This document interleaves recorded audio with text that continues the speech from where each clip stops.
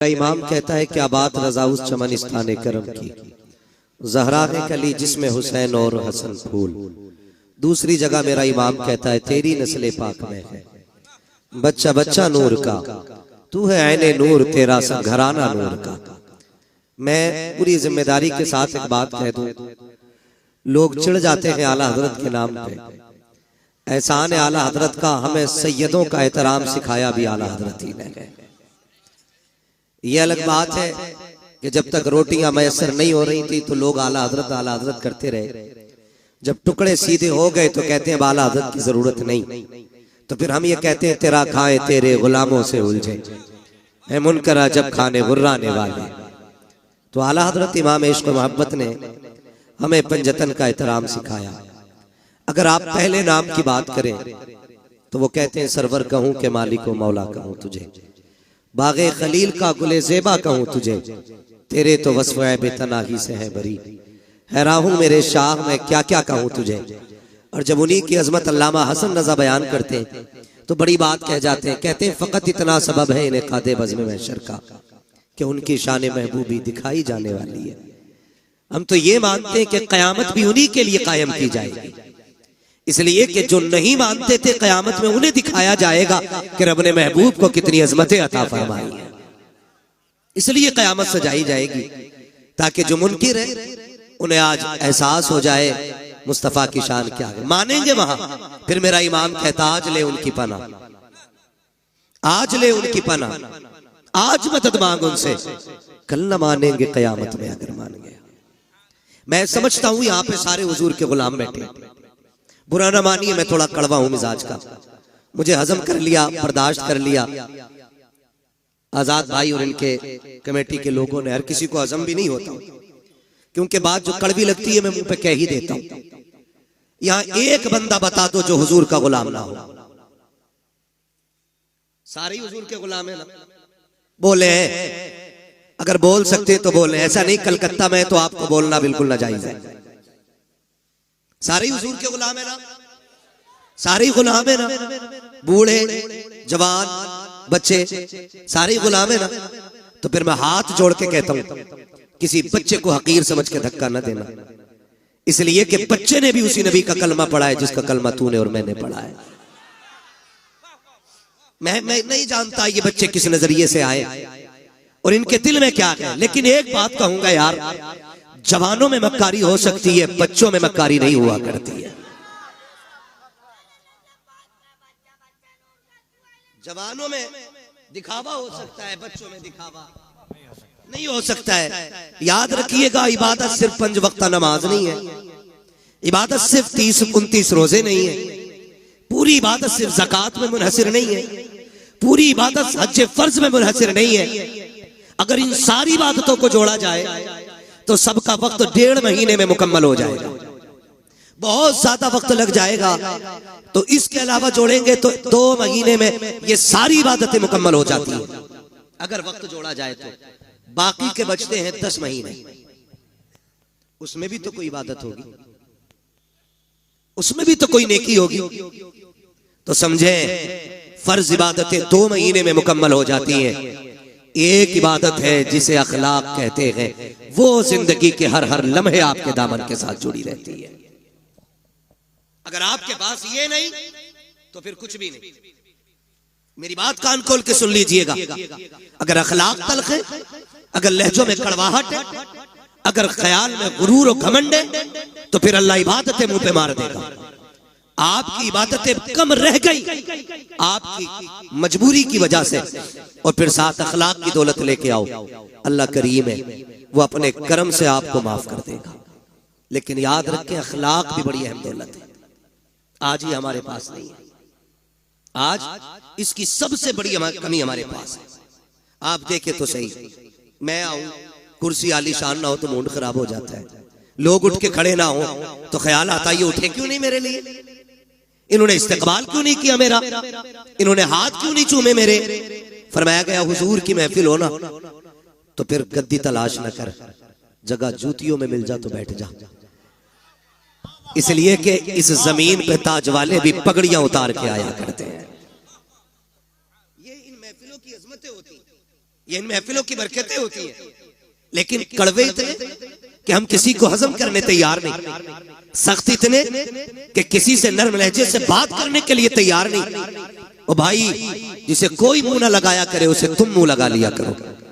इसलिए फरमाया गया जो किसी का टूटा दिल जोड़ देगा अल्लाह उसे बेहिसाब जन्नत अता फरमा देगा। यार अच्छों से तो सब बात करते हैं ना, जिनके लहजे खूबसूरत होते हैं उन्हें तो सब सुनना चाहते हैं, जिनकी बातों में मिठास होती है उन्हें तो हर तरह बर्दाश्त किया जाता है। मजा तो तब है ना जब किसी ऐसे से बात की जाए जिससे कोई बात करने तैयार ना हो। और ये अखलाक की दौलत हमें हुजूर की चौखट से मिलती है, हुजूर की चौखट से मिलती है। कि जवान कान खोल के मेरी बात सुने। शायद मैं फ्री में जन्नत ना बांट सकूं, इसलिए कि मुझे पता है जन्नत इतनी सस्ती भी नहीं जितनी समझ रखी है। जन्नत सस्ती होती तो बिलाल कोड़े न खाते, जन्नत सस्ती होती तो करबला में 72 शहीद ना होते, जन्नत सस्ती होती तो हुजूर के चचा कलेजा निकलवाते। जन्नत मुश्किल है तभी तो इतनी कुर्बानियां दीन के लिए दी गई है। कान खोल के मेरी बात सुन लेना मेरे भाई, बस ये सोच के ना सुनना आज तक मोबाइल में सुना, आज मुंह देख ले बंदा कैसा बोलता है। मैं कुछ भी नहीं, हकीकत ये है कि ये नाज ये अंदाज हमारे नहीं होते, झोली में अगर टुकड़े तुम्हारे नहीं होते, मिलती ना अगर भीख हुजूर आपके दर से, इस शान से मंगतों के गुजारे नहीं होते। सारे हुजूर के दर का सदका है, सारी हुजूर के दर की खैरात है। मैं कहने लगा हूं जरा समझे, आज कोई किसी से 2 मिनट बात करने इसलिए तैयार नहीं कि मुझे टाइम नहीं, मैं बड़ा बिजी बंदा हूं, मजबूरी हो सकती है, बीमार है आप, तकलीफ में, कोई बात नहीं, आप फ्री बैठे, लेकिन आपके पास टाइम नहीं। या ये कहते थे इसे कौन मुंह लगाई, ये तो पगला है, इससे कोई 2 मिनट बात नहीं करता। चल तुझे मदीने लेके चलूं, और मदीना शरीफ वो जमीन है जिसके बारे में मेरा इमाम कहता हरम की जमीन और कदम रख के चलना। अरे सर का मौका है हो जाने वाले, हाँ संभल कर पांव रखना हाजियो शहरे मदीना है, कहीं ऐसा ना हो सारा सफर बेकार हो जाए।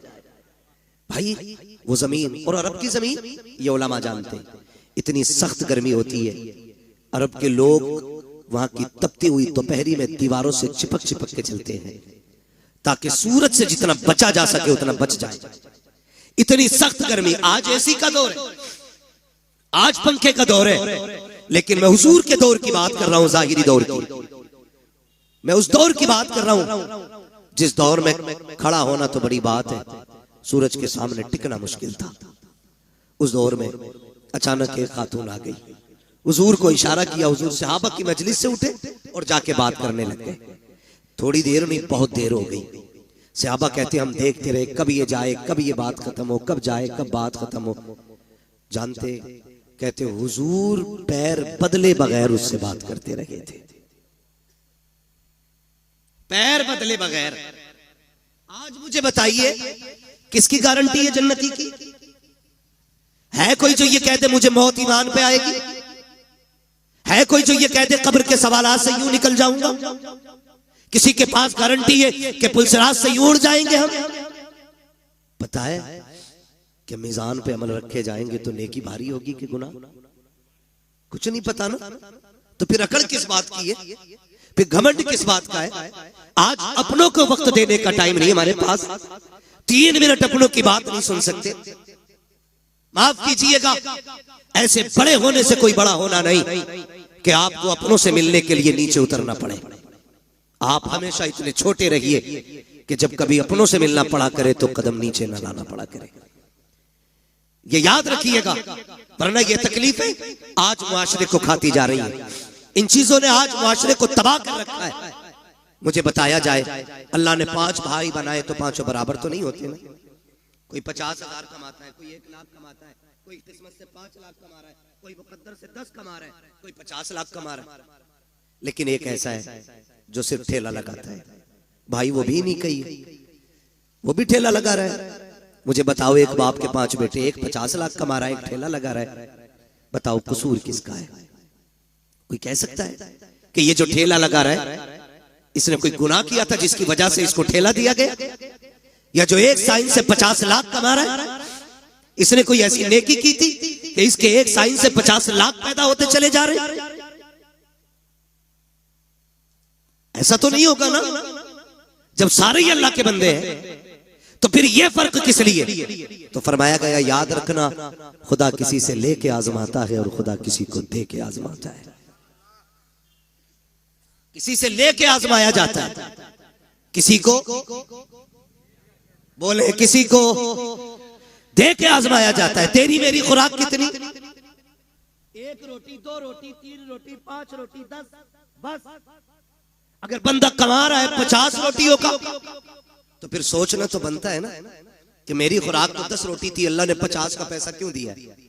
अगर ये ख्याल आए, फिर मुड़ के रिश्तेदारों को देखो, फिर मुड़ के खानदान को देखो, फिर पड़ोस को देखो, फिर लोगों की जरूरतों को समझो। अगर तेरे दरवाजे पे कोई जरूरतमंद रहता है, कभी एक वक्त का खाना उसे भी खिला दिया करो। अगर तुम्हारे पड़ोस में कोई गरीब रहता है, कभी उसके भी काम आ जाया करो। अगर तुम्हारे पड़ोस में ऐसे लोग रहते हैं कि जिनके पास दवा के लिए पैसे ना हो, तो अपने बच्चों के बर्गर पिज्जे छोड़ करके कभी किसी गरीब को दवा भी दिलवा दिया करो। लेकिन हो क्या गया है, हम अपनी कमाई की कसरत को अपना हुनर समझते हैं, फन समझ करके उसको तिजोरी में इकट्ठा करते हैं। और तुम्हें खुदा का वास्ता, अल्लाह कादिर मुतलक है, जैसा वो देना जानता है वैसा लेना जानता है। अगर देने पे आता है चप्पर फाड़ के देता है, अगर लेने पे आता है चमड़ियां उधेड़ के ले लेता। ये सबसे ज्यादा जरूरी है कि हम अपने पड़ोसी के दर्द को समझें, हम अपने जरूरतमंद भाई को देखें। कसम खुदा की ये बहुत बड़ी नेकी थी, लेकिन नहीं जी, आज तो बोटी अपने घर खाता है और खिलाल पड़ोसी के सामने जाके करता है। क्यों? कि आज पाए तोड़ के आ रहा हूं, आज पाए तोड़े, आज मैंने चिकन खाया, आज मैंने मटन खाया। इस्लाम क्या कहता है? मेरे नबी ने फरमाया, तुम्हें इजाजत नहीं है कि तुमने अगर हड्डी वाला गोश्त खाया हो तो अपने दस्तरखान की हड्डी अपने दरवाजे पे डालो। कहीं ऐसा ना हो तुम्हारे पड़ोस में कोई गरीब रहता हो और उसके बच्चों की निगाह हड्डियों पे पड़ गई और उनका दिल अगर कह गया काश हम भी गोश्त खाते, और बच्चों के बाप की हैसियत नहीं हुई गोश्त खिलाने की, तो फरमाया गरीब का दिल टूट जाता। हमारा इस्लाम तो पड़ोसियों के सामने हड्डी डालने की इजाजत नहीं देता। हम तो खिलाल इसलिए करते हैं ताकि मेरे चर्चे होने चाहिए, इसके दस्तरखान का आला खाना होता है, इसके बच्चे अच्छे से अच्छे खाया करते हैं। और तुम्हें खुदा का वास्ता हुजूर के दिए हुए दीन को समझने की कोशिश करें, पहचाने हमारा तरीका क्या होना चाहिए। आज हालात ये है कि नामवरी के लिए हम करोड़ों रुपए बेटों की शादियों में तो उड़ा दिया करते हैं, लेकिन जरूरतमंद लोग जाकर के हॉस्पिटल में देखो 2-2 रुपए की दवा के लिए तरसते रहते हैं। काश उन्हें वक्त पे पैसा मिल जाता, शायद किसी को हार्ट की गोली मिल जाती, किसी का ब्रेन हेमरेज होने से बच जाता, किसी की किडनी बच जाती। लेकिन करें क्या, हमें सिर्फ अपना नजर आया, इसलिए कौम का बेड़ा गर्क होता जा रहा है। और हमने सारी जन्नत सिर्फ मस्जिदों में जाके ढूंढी है। और तुम्हें खुदा का वास्ता मस्जिदों में भी जाया करो, लेकिन कभी कभी हॉस्पिटल चले जाया करो। हो सकता है तेरे 100 रुपए से किसी गरीब की जान बच जाए। खुदा की कसम, अगर ऐसा हो गया काबे वाला भी राजी हो जाएगा, मदीने वाला भी। नारे तकबीर, नारे रिसालत, फैज़ाने पंजतन कॉन्फ्रेंस। सुभान अल्लाह। ये एक रस्म चल रही है, और अगर पहली बात तो करते ही नहीं, और करते भी है तो जलील करते, जलील करते, जलील। मैं 2-3 फोन मोहम्मद अली भाई आए कि आपको बुलाना चाह रहे हैं। क्यों? कहा हम इज्तिमाई शादी करेंगे इस बार। इज्तिमाई शादियां करें, अच्छी बात है, लेकिन कुछ अगले ही दिन ना, जिस दिन इज्तिमाई शादी थी, फोन पे अब तो सारी खबरें चलती, फोटो आ गया अखबार, 20 बच्चियां दुल्हन बनी, उन 20 बच्चियों के फोटो थे। मैं पूछना चाहता हूं, ये जो इज्तिमाई निकाह की लोग रस्में करते हैं ना, रस्में क्यों? ताकि किसी गरीब का भला हो जाए, यही तो नियत होती है। बोले और होनी भी चाहिए, लेकिन आप फोटो देखो ना, कसम खुदा की एक बच्ची का मुंह पर नहीं था उठा। आप हमें बताएं, कभी किसी गरीब को जलील करने से पहले हमें ये ख्याल क्यों नहीं आता कि इसी लाइन में कल मेरी बेटी भी तो हो सकती है। आज जो ये गरीब लड़के दूल्हा बने हैं, इसमें मेरा बेटा भी तो हो सकता है। क्यों नहीं सोचते हो? अल्लाह के लिए बईद है? नहीं, समझे जरा, सोचे, अल्लाह कादिर मुतलक है। अगर किसी की बात ना गवार गुजर जाए ना, तो जब वो जमीन में घुसेड़ता है ना, तो कोई बचाने वाला नसीब नहीं होता है। हुए नाम वर्बे निशा कैसे कैसे, जमीन खा गई आसमां कैसे कैसे। आज अखलाक नहीं हमारे पास। पहली बात तो मदद करने तैयार नहीं, और करते भी हैं तो जलील करते हैं हम, जलील करते हैं हम। आ रहा है रमजान शरीफ का महीना, बटेंगे इफ्तारियां अमीरों की चौखट पे, लगेगी लाइन गरीबों की गुर्बत का बनेगा तमाशा। बच्चियों को 2-2 घंटे धूप में बैठाया जाएगा, बेवाएं आके सुबह से लाइन में लग जाएंगी। सेठ साहब सहरी खा के जब सोएंगे ना तो 12 बजे से पहले उठेंगे नहीं वो। उस लाइन में कितनी गरीब बच्चियां बैठे बैठे थक गई, इस अमीर ज़ादे हरामखोर को क्या पता है।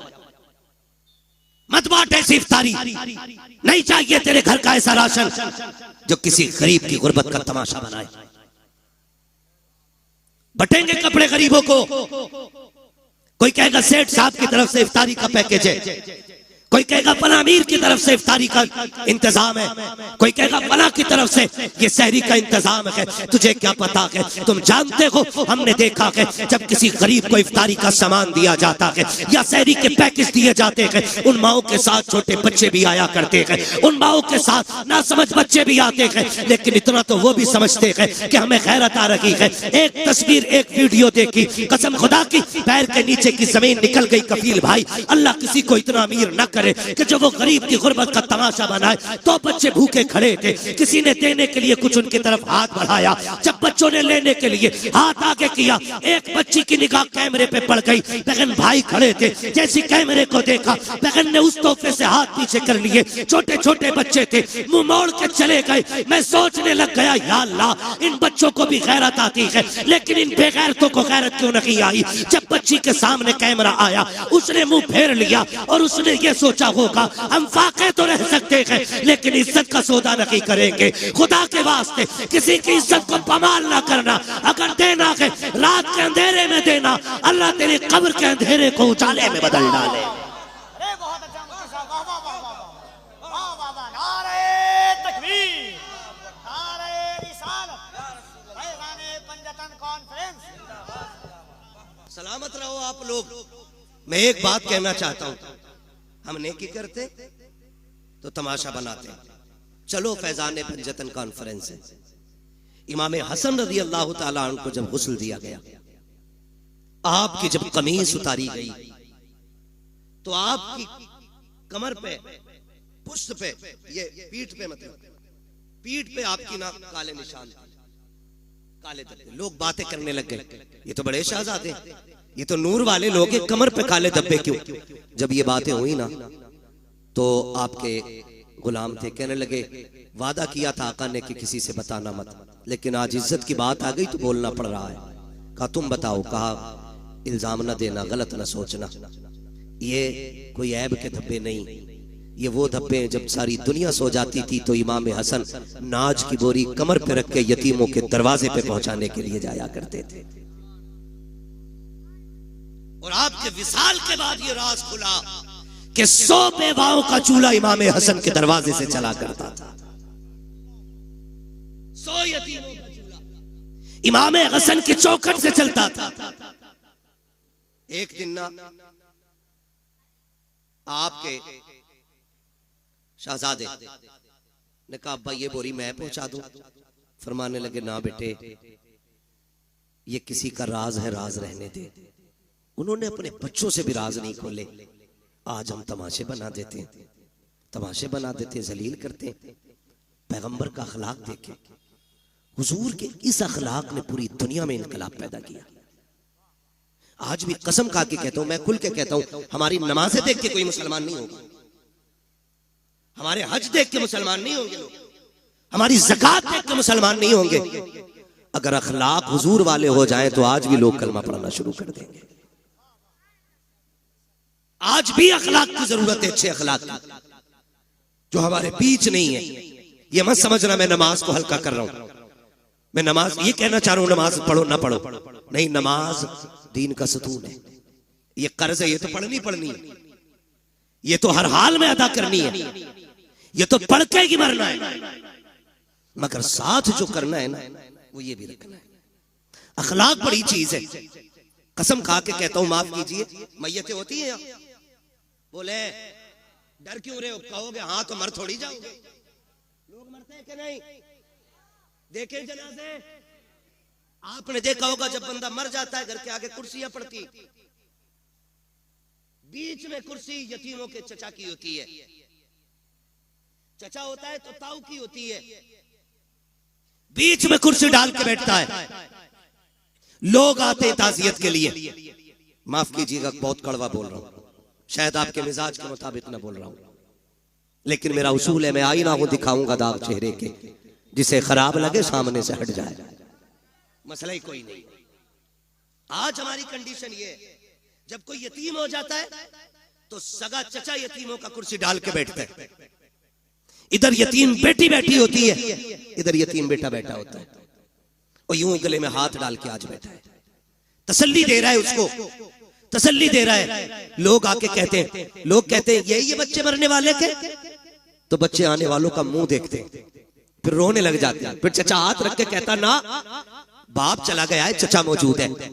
बहुत अच्छे लगे ये वादे, बहुत अच्छे थे ये लहजे। जब कभी यतीम का माथा चूमा जा रहा था, जब कभी यतीम को सीने से लगाया जा रहा था, लेकिन किसे पता था कि ये सिर्फ दिखावा है, ये सिर्फ नामो नमूद है। आज तीजा है, इसलिए चचा के करबट में यतीम बैठा है। आज 40वां है, इसलिए चचा की गोद में यतीम बैठा है, ताकि रिश्तेदारों को पता चल जाए ये जो भाई है ना, ये अपनों से बड़ा प्यार करता है। लेकिन 40वें के गुजरने की देर होती है, जब वही यतीम बच्चे अपने घर की भूख की शिकायत लेकर के, अपने चूल्हे की ठंडे होने की शिकायत लेके सगे चचा के दरवाजे पर आते हैं, और सगे चचा से कहते हैं, चचा आज 3 दिन हो गए घर में कुछ पका नहीं है, माँ दाल रोटी बनाती रही है, आज चचा दाल भी खत्म हो गई है। पहली बार चचा दे देता है, दूसरी बार दे देता है, लेकिन जब तीसरी बार यतीम आके कहता है, चचा आज 3 दिन से कुछ नहीं खाया है, फिर यही चचा कहता है कि मैं तुम्हारे लिए तो नहीं कमा रहा हूँ, कहाँ से लेकर के आऊं। और कई बार तो इतने जालिम होते हैं भाई, जो सगे भतीजों से कहते हैं, तुम्हारा बाप मर गया, तुम्हें हमारे ऊपर छोड़ के चला गया है, खुदा के वास्ते कभी यतीमों को ताने ना देना, अगर देने हो तो कभी गले से ना लगाना, इसलिए कि हम जानते हैं यतीम गैरत वाले होते हैं। ये जो तुम्हारे दरवाजे पे आते हैं, इसलिए नहीं आए कि इन्हें बेगैरती लेकर के आई है, ये तो इसलिए चले आए, तूने उस दिन सर पे हाथ रख के कहा था, भतीजे कभी जरूरत पड़ जाए तो दरवाजे पे आना, कभी कमी महसूस हो बाप की तो मुझे आवाज दे लेना। आज धक्के ना दे, या तो कल सीने से ना लगाता, या आज धक्के ना दे। तुझे क्या पता यतीमी का दर्द क्या होता है, तू क्या जाने बाप की जुदाई का दाग क्या होता है। उनसे पूछो जिन्होंने बाप को कब्रिस्तान पहुंचा दिया है। खुदा की कसम, जब ईद आती है जमाना हंसता है, यतीम रोया करते हैं। जब बकरीद आती है जमाना मुस्कुराता है, यतीम रोया करते हैं। खुदा की कसम, सेहरा बंधना बड़ी बात है, अगर बाप ना हो जमाना मुस्कुराता है, यतीम रोया करते हैं। तुम्हें क्या पता यतीमी दाग क्या है, यतीमी कहते किसे है। आज तुझे कहानी बताऊं, मुस्तफा जाने रहमत का दौर है, ऐलान नबुव्वत का इब्तदाई हिस्सा है, आका करीम ने ऐलान नबुव्वत किया है। अल्लाहु अकबर, इस्लाम हक्कानियत की बुनियाद पर फैल रहा है। उसी दौर में मक्के की धरती पर हाल ये था कि जहां जमीन भी पत्थर की थी, लोगों के दिल भी पत्थर के थे, कोई किसी के दर्द को समझने तैयार ना था, हालात बड़े नागुफ्ता भी ही थे। उसी दौर के अंदर एक बच्चा खुदा की कसम अपनी माँ के पास जाके कहता है, अम्मी अब मैं समझदार हो गया हूँ, तू बेवा है मैं यतीम हूँ, देख तेरे बदन पे जो लिबास है ना ये इतना फट गया है अम्मी कि मुझे देखते हुए हया आती है, इस पे पैबंद लगा ले। माँ ने कहा था, बेटे जब से तेरा बाप गया है मुश्किल से खाना मिलता है, दोपहर खा लिया तो शाम लगी, शाम खा लिया तो दोपहर लगी, बेटे पैबंद का कपड़ा कहाँ से लाऊं। जब बच्चे ने इतना सुना कहता, अम्मी इजाजत दे तो मैं चचा के दरवाजे पे न चला जाऊं। उसने कहा, बेटे ये मक्का है, यहाँ किसी को किसी के दर्द से मतलब नहीं है, ना जा, वहां से रोने के सिवा कुछ नहीं मिलेगा, दर्द मिलेगा और कुछ नहीं मिलेगा। बच्चा ने कहा, माँ हो तो सकता है कि कभी मुझे देख के उसके सीने में भाई की मोहब्बत जाग जाए, ये भी तो हो सकता है मेरे चेहरे को देखे तो मेरे बाप की याद आ जाए। अम्मी इजाजत दे। माँ ने ना चाहते हुए भी बच्चे के इसरार पे बच्चे के सर पे हाथ रखा, बेटे अगर तू कोशिश करना चाहता है तो जा जाके कर ले। जब बच्चा चचा के दरवाजे पे आया, दरवाजे पे दस्तक दी, अंदर से चचा निकला, देखा भतीजा खड़ा है, कहा कैसे आए हो। उसने हाथ जोड़ के कहा, देख आज तक वाकई में कट गई, हमने कभी रोटी नहीं मांगी, हमने पूरी जिंदगी काट दी, आज तक तुझसे सवाल नहीं किया। चचा एक मोहताजी ले आई है, मजबूरी में आना पड़ा है। कहा कौन सी मजबूरी। कहा मेरी माँ ने जो कपड़े पहन रखे हैं वो इतने फट चुके हैं कि बदन जगह जगह से दिख रहा है, इसलिए आया हूँ, एक चादर दे दे ताकि माँ का बदन छुप जाए। जैसी इतनी बात बच्चे ने कही है, चचा ने धक्का दिया, कहा तेरा बाप मेरे ऊपर बोझ बना के गया था, नहीं है तुम्हारे लिए एक फूटी कौड़ी भी। बच्चे ने बदन झाड़ते हुए कहा, सच कहा था मेरी माँ ने, यहाँ कोई किसी का दर्द सुनने वाला नहीं है। जब बच्चा रोता हुआ चला, रास्ते में हुजूर के सहाबी से मुलाकात हो गई, हाथ पकड़ा, कहने लगे बच्चे बात क्या है? उसने कहा मैं दर्द का मारा हूँ, मेरा दर्द मेरे सीने में रहने दे। कहा नहीं बता तो सही, शायद मैं तेरे काम आ सकूं। जब बच्चे ने इतनी बात सुनी है, कहता क्या करोगे? लोग रो के सुनते हैं, हंस के उड़ा देते हैं। उसने कहा बता तो सही बात क्या है, रोया क्यों है? हो सकता है तेरे मर्ज का इलाज मेरे पास हो। बच्चे ने सारी बात बताई। कहा माँ के बदन के कपड़े फट गए, सगे चचा से चादर लेने गया था, उसने धक्का दे के भगा दिया। जब इतना सहाबी रसूल ने सुना के मुस्कुराने लग जाते हैं। उसने कहा यार मैंने पहले कहा था, लोग दुख सुन के हंसा करते हैं, वाकई तूने वैसा किया है। सहाबी ने कहा था नादान, मैं तेरे दुख सुन के नहीं मुस्कुरा रहा हूँ। कहा फिर? कहा मुझे तेरे दुखों का इलाज मिल गया है, इसलिए मुस्कुरा रहा हूँ। कहा कहना क्या चाहते हो? कहा तुझे जो चाहिए। एक चौखट ऐसी है जहाँ से कभी किसी को खाली नहीं लौटाया जाता है, अगर जाना है उस चौखट पे चला जा। बच्चे ने कहा चौखट किसकी है? कहा उसे मोहम्मदुर रसूलुल्लाह कहा जाता है। कहा किस महल में रहता है? कहा महल तो नहीं, चला जा खुदा के हरम में बैठा होगा, जाके उससे मांग लेना। बच्चा माँ का फर्मा बरदार था, उसने कहा ऐसे नहीं जाऊंगा, पहले माँ से इजाजत लूंगा। अब बच्चा घर आया है, कभी रो रहा है कभी मुस्कुरा रहा है। माँ ने हाथ पकड़ के कहा था ओ बेटे बात क्या है, चादर नहीं लाया और रो क्यों रहा है, हंस क्यों रहा है? बच्चे ने कहा था माँ जब चचा का सितम देखता हूँ तो रोना आता है, लेकिन एक सखी की खबर सुनता हूँ तो मुस्कुराना आ जाता है। कहा बेटे कहना क्या चाहते हो? कहा एक सखी का पता मिला है, सुना के वहां से कोई खाली नहीं जाता है, अगर माँ इजाजत दे तो उससे चादर मांग लाऊं। माँ ने कहा बेटे क्या नाम है उसका? कहा उसे मोहम्मद इब्ने अब्दुल्लाह कहा जाता है। माँ ने कहा ना बेटे उसकी चौखट पे न जाना, सुना के जो उससे बात कर लेता है उसी का हो जाता है, सुना के जो उसे देख लेता है उसी के गीत गाने शुरू कर देता है, और सुना ये भी है कि जो उसके पास जाता है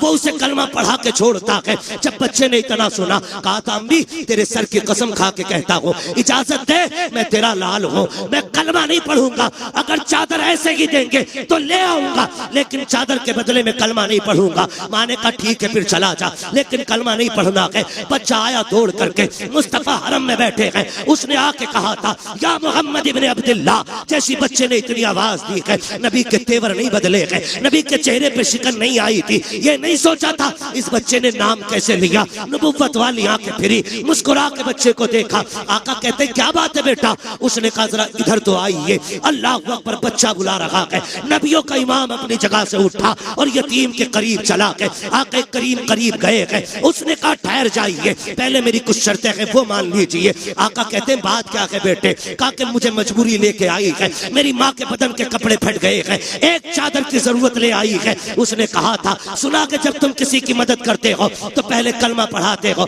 सुनो मैं माँ की कसम खा के आया हूँ, मुझे तुम्हारा कलमा नहीं पढ़ना है। इतना बच्चे ने कहा। मेरा नबी मुस्कुराया, कहते बेटे वो तेरी मर्जी है, तुझे जो चाहे फैसला करना, जरूरत तो बता दे। उसने कहा मुझे एक चादर चाहिए ताकि मेरी माँ का बदन छुप जाए। इतना सुना, आके करीम ने मुजम्मिल वाली चादर कंधे से उतारी, यतीम की गोद में रख दी। फरमाया बेटे कुछ और चाहिए? कहा बस मेरा काम हो गया है। जैसे बच्चे ने चादर को लिया है, सीने से लगाया है, जैसी चादर सीने से लगी है, इश्क मुस्तफा का सीने में उतरना शुरू हो जाता है। अब बच्चा कभी घर को सोचता है, कभी उनके चेहरे को देखता है, कभी घर की तरफ सोचता है, कभी चेहरे को सोचता है। अल्लाह अकबर, बच्चे ने चेहरा फेंका, फेरा घर की तरफ दौड़ लगा दी। जैसी दरवाजे पे गया, माँ इंतजार में खड़ी थी। उसने कहा बेटे ले आया चादर? कहा हाँ। कहा बेटे पहले बता तूने कलमा तो नहीं पढ़ा उनका? बच्चा कहता है माँ तेरे सर की कसम, कौन कहता है कि वो जबरदस्ती कलमा पढ़ाते हैं? मैंने जाके उनसे ये कहा था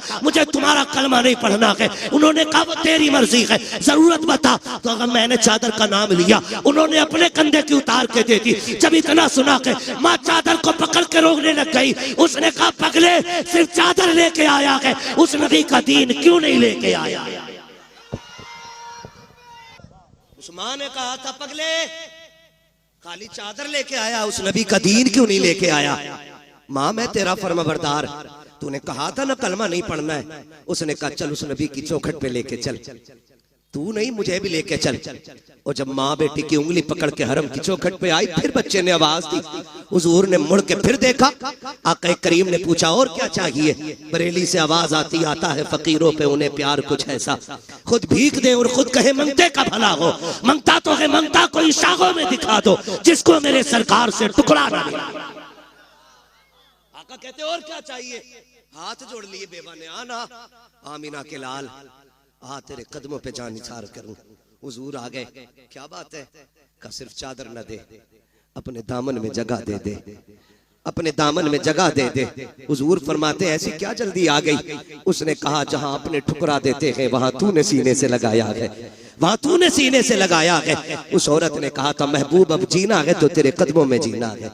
और यार मैं कहना चाहता हूँ जब ये अखलाक हमारे लोग देखेंगे इंशाअल्लाह, कल भी दीन बढ़ रहा था फिर से बढ़ना शुरू हो जाएगा इंशाअल्लाह, मगर शर्त है अखलाक हुजूर वाले होने चाहिए। क्यों यतीम के सर पे हाथ रखा और फिर क्यों उसे धक्का दे दिया? मेरा नबी तो गैरों के सर पे हाथ रख रहा है, गैरों के सर पे हाथ रख रहा है। आता है फकीरों पे उन्हें प्यार कुछ ऐसा, खुद भीख दे और खुद कहे मंगते का भला हो। अभी सुना नहीं, शेर के अंदाज में कहा था, बताया था कि हुजूर ईद के दिन भी यतीम को सीने से लगाते हैं, ईद के दिन भी सीने से लगाते हैं। हाथ जोड़ के पूछना चाहता हूँ अमीरों, शहजादों, पैसे वालों, अल्लाह तुम्हें अमीर रखे, तुम्हारी दौलत से कोई दुश्मनी नहीं, मगर सच बता मेरा बेटा ईद के दिन, तेरा बेटा ईद के दिन 10,000 के कपड़े पहने और उसी दिन कलमा पढ़ने वाले का बच्चा ईद के रास्ते में चने बेचे, तो क्या तुझे हुजूर का दीन याद नहीं आता? क्या इस बच्चे का हक नहीं था ये भी ईद के दिन नए कपड़े पहने? क्या इस बच्चे को यह हक नहीं कि ये भी ईद के दिन 2 रकात के लिए ईदगाह में जाए? क्या ये आज भी चने बेचेगा, आज भी खिलौने बेचेगा, आज भी इसके हिस्से की खुशियां नहीं? ओ यार तुम्हें क्या पता है, यतीमों के सर पे हाथ रख दिया करो, खुदा की कसम अगर वो राजी हो गया हो सकता है तेरी ईद की नमाज से ज्यादा सवाब यतीम की मुस्कुराहट में दे दिया। ये भी तो